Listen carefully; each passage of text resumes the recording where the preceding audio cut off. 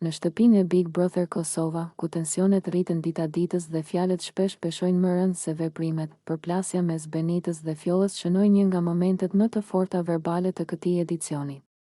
Një debat që nuk mbeti thjesht në nivel mendimesh apo strategji loje, por u shndërrua në sulme të drejtpërdrejta personale, duke zbuluar nerva të zhveshura dhe ego të lënduara. Gjithçka nisi kur Benita, me një ton të prerë dhe pa doreza, i u drejtua Fjollës me një akuzë që godet drejtpërdrejt motivin e pjesëmarrjes së saj në format, ke ardhur në Big Brother Kosova vetëm për të marrë famë. Një fjali e shkurtër, por me peshë të madhe.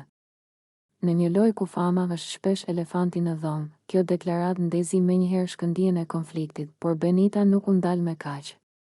Ajo e çoi debatin në një nivel personal, duke e goditur Fjollën me një shprehje fyese, "Ti ke flokët e gjata e mend dhe shkurtra." Një sulm që la pak vend për interpretim dhe e zhveshi debatin nga çdo formë elegance. Në atë moment, loja u harrua dhe krenaria mori timonin, Fjolla nuk qëndroi e heshtur. Përkundrazi, reagimi i saj ishte i menjëhershëm dhe po aq i ashpër.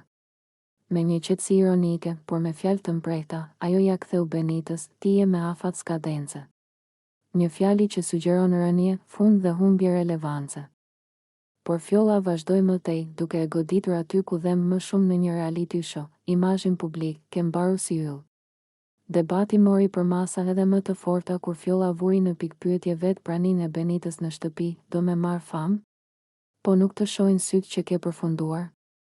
Një deklaratë që tingëlloi si një verdicë i prerë, një përpjekje për ta nxjerrë jashtë loje jo vetëm si banore, por edhe si figurë publike. Benita, nga ana e saj, e përjetoi këtë si një provokim të drejtpërdrejtë.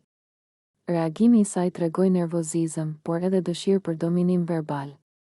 Në këtë duel fjalësh, asnjëra nuk pranoi të tërhiqej. Ishte një betejë egoje, ku secila kërkonte të dilte më e fortë, më